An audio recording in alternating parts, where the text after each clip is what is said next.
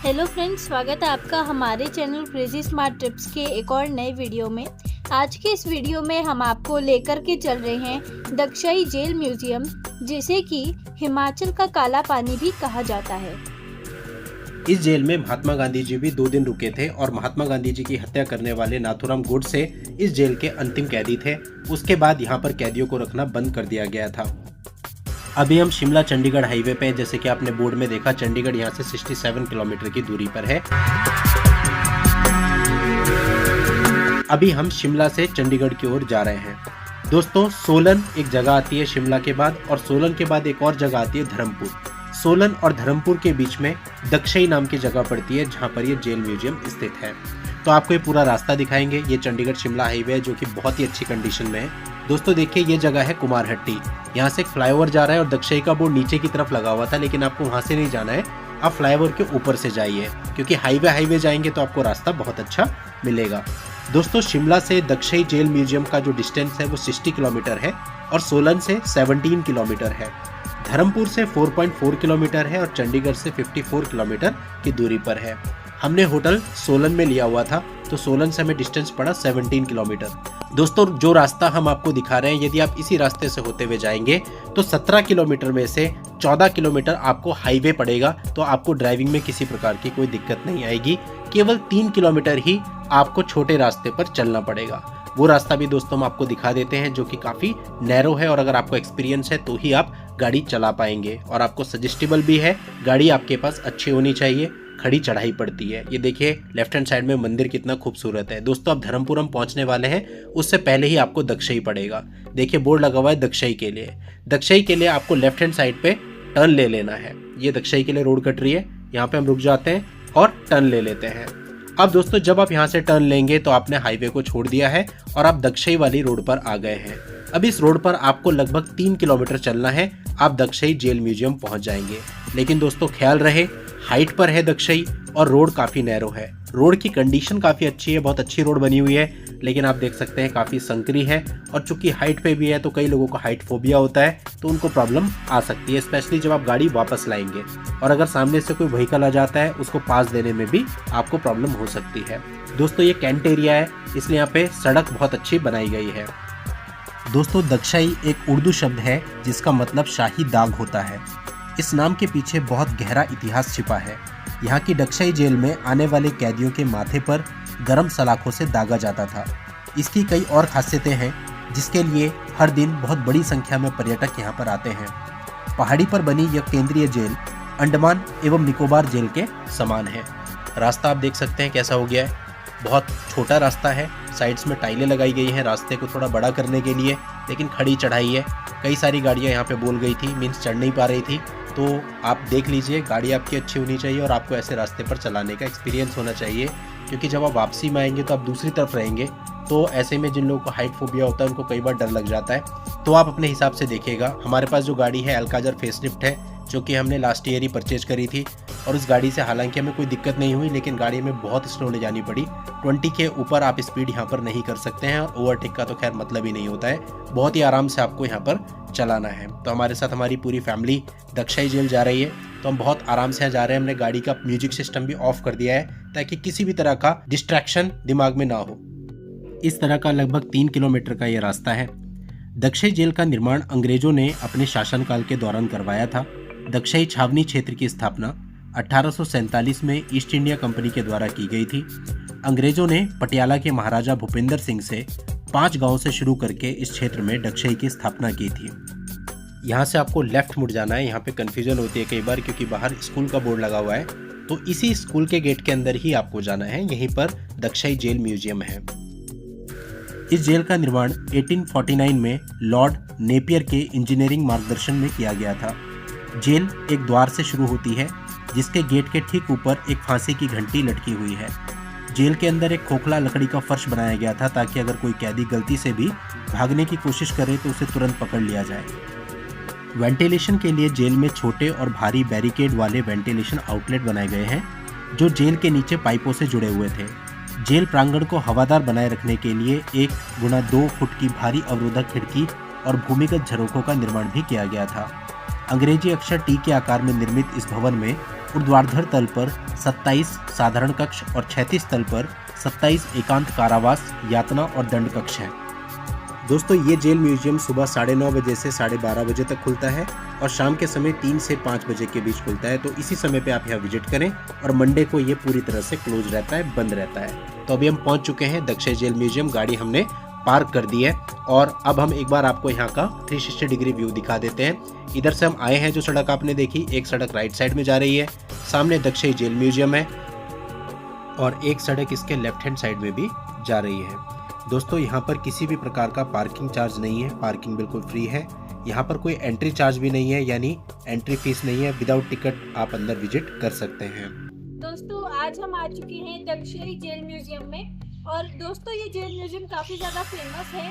सोलन से कुछ ही दूरी पर ये म्यूजियम पड़ता है। इस म्यूजियम में काफी सारे फ्रीडम फाइटर्स को भी रखा गया था और यहाँ पर महात्मा गांधी जी भी रहे हैं। तो चलिए दोस्तों चलते हैं और एक्सप्लोर करते हैं और आपको भी कराते हैं। तो पहले हम ओल्ड जेल की तरफ चल रहे हैं और यहाँ पर राइट हैंड साइड पे एक बोर्ड लगा है जिसमें दक्षई जेल के बारे में आपको काफ़ी कुछ इन्फॉर्मेशन मिलती है। तो आप यहाँ पे स्क्रीन को पॉज करके इसको पढ़ भी सकते हैं। दोस्तों इसको पढ़ने के बाद हम आगे बढ़ गए और यहाँ पर जेल का रास्ता है और म्यूजियम का रास्ता अलग है। तो पहले हम ओल्ड जेल में चल रहे हैं। दक्षई क्षेत्र मुख्यतः एक सैन्य छावनी है। यहाँ कुछ सैन्य भवन, एक स्कूल है, घर और कब्रिस्तान भी है। जेल की काल कोठरी आज भी लोगों की आंखों में भय पैदा करती है, ठीक वैसे ही जैसे उस समय अपराधियों में हुआ करता था। इससे अंदाजा लगाया जा सकता है कि ब्रिटिश के काल में इस जेल में कैदियों को कितनी यातनाएं दी जाती थी। यहाँ पर दोस्तों अलग से एक पनिशमेंट एंड टॉर्चर सेल भी है जो हम आपको आगे दिखाएंगे। ये देखिए यहाँ पर आपको तरह तरह के बोर्ड लगाकर यहाँ के बारे में इंफॉर्मेशन दी गई है। इनको आप वीडियो को पॉज करके पढ़ भी सकते हैं।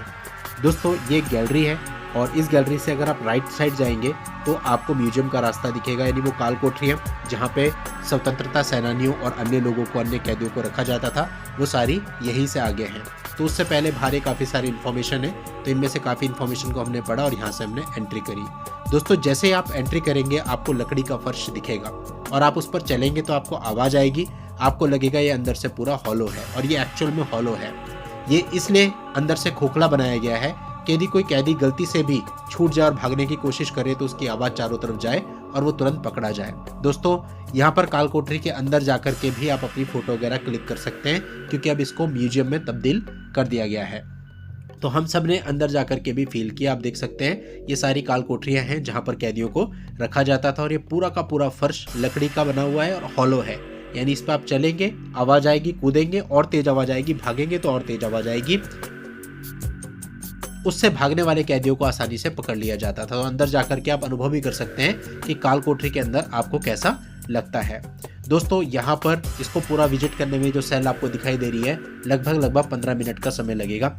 यहाँ पे देखिए ये एक कैदी को ऐसे भी रखा गया, बताया गया ये ऐसा पनिशमेंट होता था जिसमें कैदी बैठ नहीं सकता था, वो केवल खड़ा रहता था, इतनी ही जगह उसको उस सेल के अंदर मिलती थी। तो यह तरह तरह की पनिशमेंट है दोस्तों और कहा जाता है कि कैदियों के माथे पर दाग दिया जाता था, मतलब गर्म सलाखों से कुछ लिख दिया जाता था। ये जेलर ऑफिस है, एरो बना हुआ है। तो हम जेलर ऑफिस के अंदर चलते हैं और आपको दिखाते हैं जेलर ऑफिस कैसा है। देखिए यहाँ चारों तरफ तरह तरह की इंफॉर्मेशन और फोटोग्राफ्स लगाई गई हैं।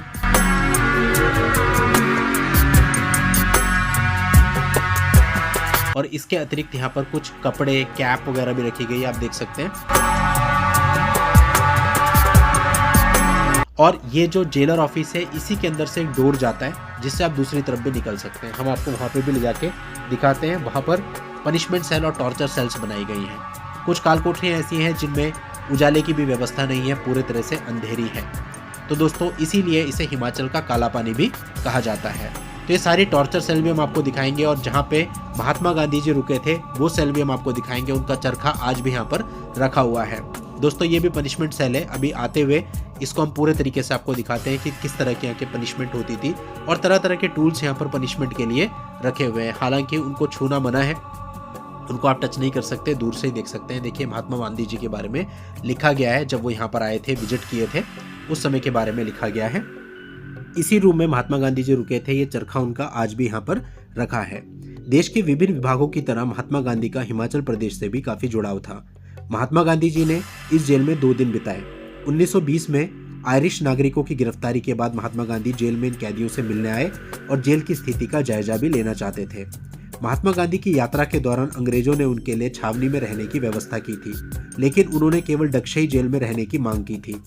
इस दौरान बापू ने वहां पर चरखा भी चलाया था, जो आज भी इस स्थान पर मौजूद है, जो हमने आपको दिखाया है। देखिए, टॉर्चर एंड पनिशमेंट सेल है, इसके अंदर हम जाते हैं। इसके अंदर उन कैदियों को रखा जाता था जिन्हें टॉर्चर किया जाता था या तरह तरह की यातनाएं दी जाती थी। आप देख सकते हैं दोस्तों, यहाँ पर वीडियो बना रहे हैं, ये देखिए, इस तरह से कैदियों को बांध दिया जाता था और उनको कोड़े मारे जाते थे। इस प्रकार की और भी कई सारी चीजें यहाँ पे हैं जो एग्जैक्टली आपको आज के समय पता नहीं चल पाएंगे कि इन चीज़ों से कैसे टॉर्चर किया जाता था। जैसे कि ट्रायंगल लगे हैं, ये काली कोठरी है, इस प्रकार की कई और चीज़ें भी आपको यहाँ पर देखने को मिलेंगी। इतिहासकारों के अनुसार महात्मा गांधी जी के हत्यारे नाथूराम गोडसे को शिमला में मुकदमे के दौरान दक्षई जेल लाया गया था। गोडसे को जेल के मुख्य द्वार के बगल वाली कोठरी नंबर 6 में रखा गया था। यहाँ दीवार पर गोडसे की तस्वीर भी टंगी हुई है। गोडसे इस जेल के अंतिम कैदी थे।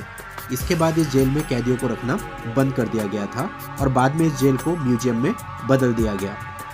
हिंदू पौराणिक कथाओं के अनुसार जब हनुमान जी संजीवनी बूटी लेकर के जा रहे थे तो उस समय वो दक्षई के ऊपर से गुजरे थे। दोस्तों, अगर हम नियर बाय अट्रैक्शन की बात करें तो यहाँ पास में ही कसौली पड़ता है, जो कि एक छोटा सा हिल स्टेशन और काफ़ी खूबसूरत है, जो कि यहाँ से केवल 14 किलोमीटर की दूरी पर है। इसी प्रकार से बडोग नाम का छोटा सा हिल स्टेशन भी पास में है, जो कि 10 किलोमीटर की दूरी पर ही स्थित है।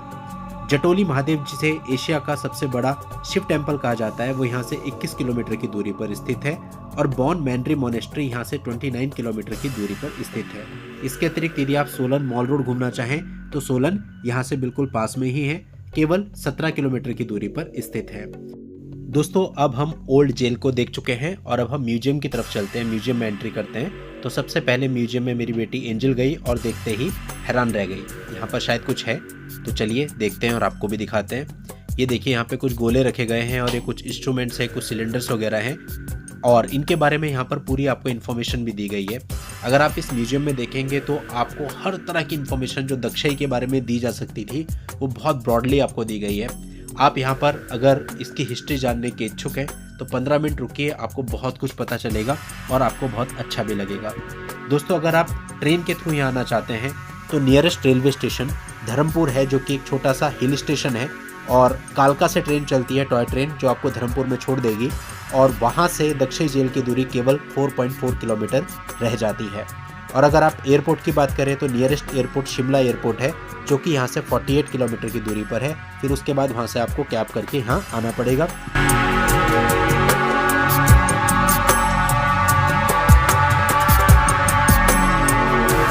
और यहाँ पर देखिए आप, एक मैप भी रखा गया है।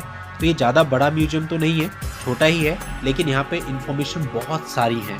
तो यदि आप इतिहास को जानने में रुचि रखते हैं तो यहाँ पर आपको बहुत कुछ सीखने को, जानने को मिलेगा और अगर पढ़ने वाले बच्चे आपके साथ हैं तो वो खुद को कनेक्ट भी कर पाएंगे।